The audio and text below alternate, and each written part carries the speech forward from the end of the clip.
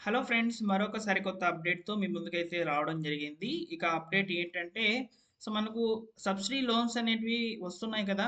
Subsidy loans అనేటివి ఎప్పటినుంచి bank అకౌంట్స్‌కి పడేందుకు అవకాశం అయితే ఉంటుంది. అలానే కొంతమంది నన్ను అడగడం జరిగిందండి. ఈ యొక్క సబ్సిడీ లోన్స్‌కి మేము అప్లై చేసుకొని ఉన్నాము. తర్వాత నెక్స్ట్ ఏం జరుగుతుంది?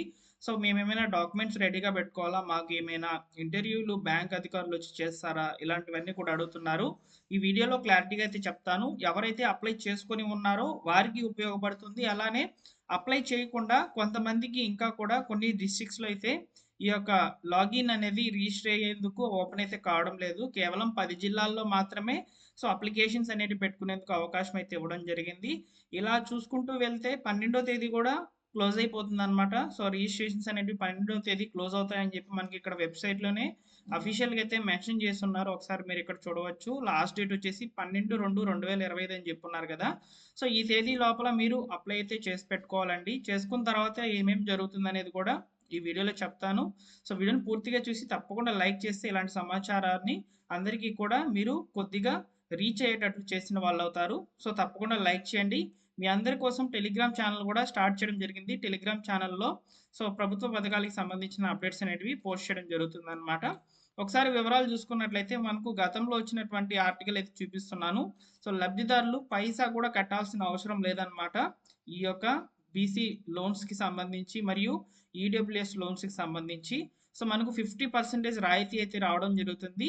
మిగతా మొత్తం బ్యాంక్ రుణం రూపంలో అయితే ఇవ్వడం జరుగుతుంది. మనం ఈఎంఐ పద్ధతిలో చెల్లించుకుంటూ వెళ్ళాల్సి అయితే ఉంటుందన్నమాట.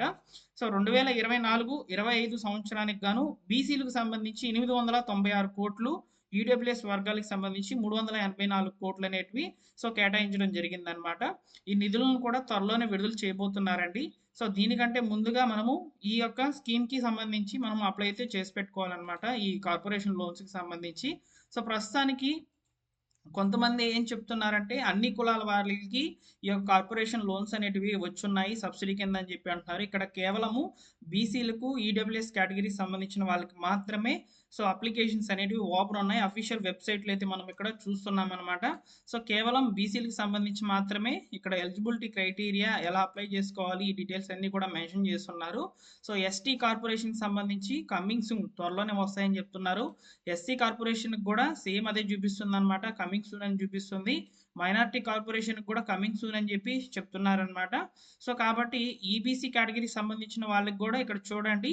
12వ తేదీ లాస్ట్ డేటు. ఈబీసీలో రిలేటెడ్‌గా బ్రాహ్మణ్ కులము, అదేవిధంగా కమ్మ, రెడ్డి, వైశ్య, క్షత్రియ కులాలకు సంబంధించిన వాళ్ళకి కూడా ఇక్కడ మనము అప్లై చేసుకునేందుకు ఇక్కడ అఫీషియల్‌గా అయితే చూపించడం జరుగుతుందనమాట. కార్పొరేషన్ లోన్స్‌ని. అదేవిధంగా కాపు లోన్స్ కూడా వస్తాయని చెప్పి మనకి ఇక్కడ క్లియర్‌గా అయితే ఉందనమాట. ఈ కులాలకు సంబంధించిన వాళ్ళు మాత్రమే రిజిస్ట్రేషన్ అనేది చేసుకోవాల్సిందిగా అయితే ప్రభుత్వం అయితే ఇక్కడ మనకు అఫీషియల్ వెబ్‌సైట్‌ని అయితే రెడీలోకి తీసుకురావడం జరిగింది. Andhra Pradesh online beneficiary management and monitoring system ద్వారా అయితే మనము రిజిస్ట్రేషన్ అయితే అవ్వాల్సి అయితే ఉంటుంది. ఇక్కడ ఆప్షన్ అయితే మీరు చూస్తున్నారు కదా! ఫర్ రిజిస్ట్రేషన్ అని క్లిక్ చేయంగానే మనము ఈ యొక్క సబ్సిడీ లోన్స్‌కి అప్లై చేసుకున్న వాళ్ళము అవుతాం అనమాట. అప్లై చేయాలనుకుంటే ఒకసారి నేను డిస్ట్రిక్ట్స్ వైస్‌గా చూపిస్తాను. ఏవే జిల్లాలు ఓపెన్ అయ్యి ఉన్నాయనేది. ఈ విధంగా మనకు ఓపెన్ కావడం జరుగుతుందండి. అఫీషియల్ వెబ్‌సైట్ నుంచి మనము రిజిస్ట్రేషన్ అయితే కంప్లీట్ చేసి పెట్టుకొని ఉండాలనమాట. సబ్సిడీ లోన్స్ అనేటివి విడుదల అవ్వక ముందు మనం రిజిస్ట్రేషన్ అనేది చేసుకున్న తర్వాత ఎంపీడీఓ ఆఫీస్‌కైతే ఈ యొక్క అప్లికేషన్ అనేది వెళ్తుంది.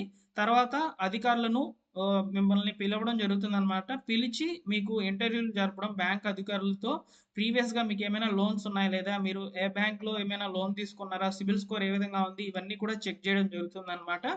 తర్వాత ఆ లిస్ట్ అంతా కూడా రెడీ చేసి తర్వాత కలెక్టర్‌లకైతే ఆ లిస్ట్‌ని పంపించడం జరుగుతుంది ఎంపీడీఓ పరిధిలో. ఈ విధంగా అయితే మనకు అప్లై చేసుకున్న వాళ్ళకి సంబంధించి నెక్స్ట్ ప్రాసెస్ అయితే ఈ విధంగా ఉండబోతుందని సమాచారం అయితే ఉందన్నమాట. ఒకసారి ఇక్కడ మీరు క్లిక్ చేసి చూసుకోవచ్చండి. అల్లూరి సీతారామరాజు సంబంధించి అప్లికేషన్స్ అనేటివి ఎండెడ్ సూన్ అని చెప్పి చెప్తున్నారు. ఇంకా కూడా ఓపెన్ కాలేదని అర్థం అనమాట ఇక్కడ. అనకాపల్లిలో కూడా త్వరలోనే క్లోజ్ అయిపోతాయని చెప్పి చెప్తున్నారనమాట. మాదొచ్చి తిరుపతి జిల్లా అండి. తిరుపతి జిల్లాకు సంబంధించి అప్లికేషన్ పెట్టుకునేందుకు ప్రస్తుతానికైతే అవైలబిలిటీ ఉందన్నమాట. తిరుపతి జిల్లా వాళ్ళు ఎవరైనా సరే చూస్తున్నట్లయితే తప్పకుండా అప్లై చేసుకోండి. బీసీలు మరియు ఈడబ్ల్యూఎస్ కేటగిరీకి సంబంధించిన కులాలకు సంబంధించి మీరు స్వయం ఉపాధి కొరకు సబ్సిడీ లోన్స్ కొరకు వెయిట్ చేస్తున్నట్లయితే ఇదే చక్కని అవకాశం అనమాట. విశాఖపట్నంలో ఇంకా ఓపెన్ కాలేదన్నమాట. అలానే సో వరుసగా చెప్తాను చూడండి. అనంతపురంలో ఓపెన్ అయి ఉన్నాయి. అన్నమయ్య జిల్లాల్లో ఓపెన్ అయి ఉన్నాయి. బాపట్లలో ఓపెన్ కాలేదు. సో బాపట్ల జిల్లా వాసులకి ఓపెన్ కాలేదండి.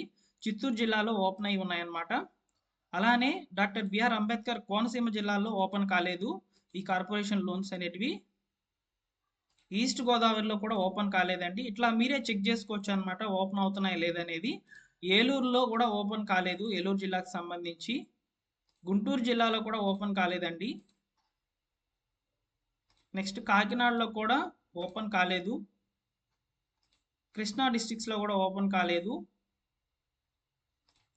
కర్నూలులో ఓపెన్ అయి ఉన్నాయండి అప్లికేషన్స్ రిజిస్ట్రేషన్ అయ్యేందుకు.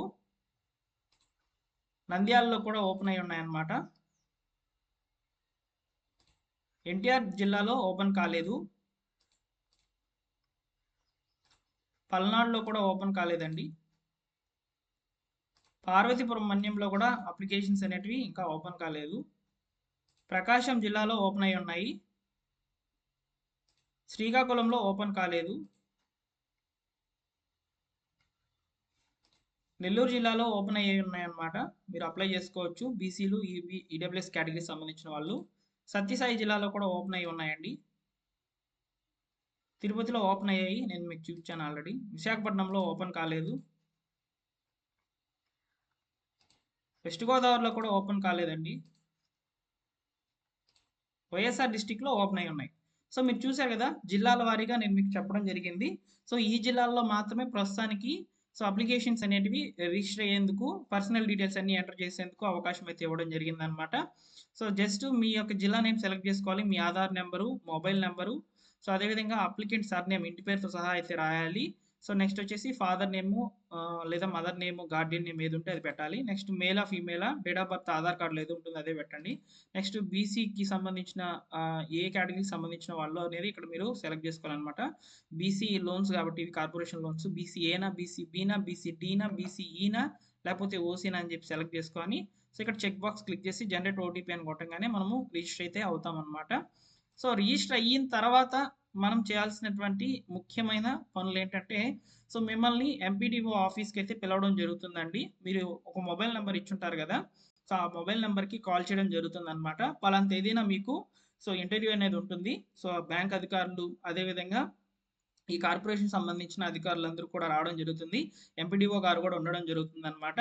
సో వారి పరిధిలో ఫస్ట్ ఆఫ్ ఆల్ మీ యొక్క బ్యాంక్ స్టేట్మెంట్స్ అన్ని కూడా చెక్ చేస్తారండి. మీరు ఎక్కడైనా లోన్ తీసుకుని ఉన్నారా, ఆ లోన్ సక్రమంగా కట్టి ఉన్నారా లేదనేది చూసుకుంటారనమాట.